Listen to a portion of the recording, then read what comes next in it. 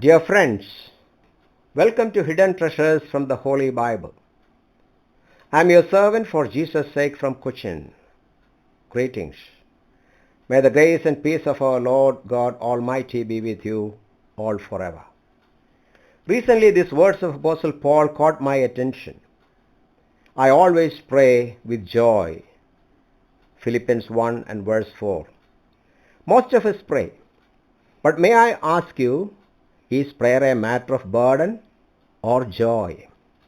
What is prayer? It is nothing but talking to God.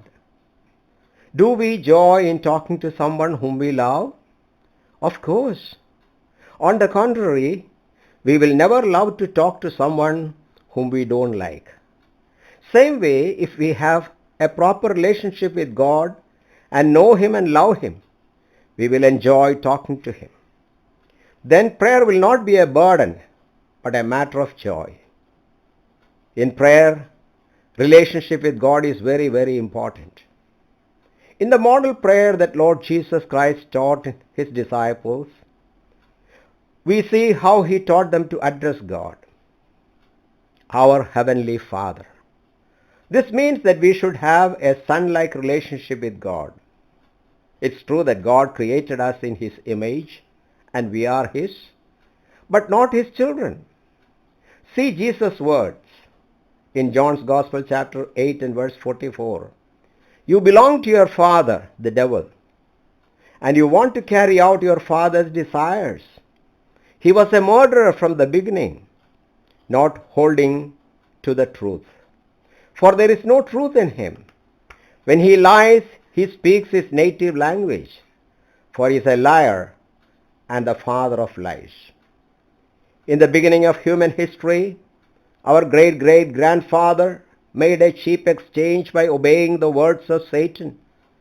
Since then, this is our position due to sin. But God expects us to become His children. How can we achieve that? This is also by a willful choice. We can make a right choice and become a child of God, or choose to continue as a child of Satan and inherit the eternal hell prepared for him and his host. He came to that which was his own, but his own did not receive him. Yet to all who received him, to those who believe in his name, he gave the right to become children of God. That's what we read in John's Gospel chapter 1, verse 11 and 12. So we can become a child of God by accepting Lord Jesus Christ as our personal Lord and Savior. Then God becomes our Heavenly Father and we His children. Then we have the right to call Him as our Heavenly Father. May I ask you very humbly, is your relationship set right with God? If not, confess before Him that you are a sinner, worthy for eternal punishment, and believe that Lord Jesus Christ came into this world, leaving heaven's glory, and took the punishment of your sins upon His body on the cross, died, and rose again on the third day, and is living for you. Invite Him to your heart as Lord and Savior. Then He will accept you as His child. May God bless you. Now we will consider how to pray. In the model prayer that Jesus taught His disciples contain all the elements for prayer.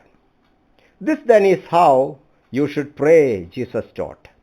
Our Father in heaven, hallowed be your name, your kingdom come, your will be done on earth as it is in heaven. Give us today our daily bread, and forgive us our debts as we also forgive our debtors. And lead us not into temptation, but deliver us from the evil one. For yours is the kingdom, and the power, and the glory, forever. Amen. This is not Lord's Prayer, as many think, but only a model prayer.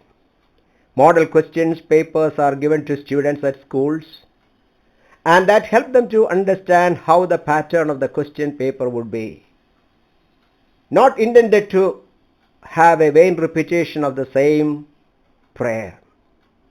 Lord Jesus said, and when you pray, do not keep on babbling like pagans, for they think they will be heard because of their many words.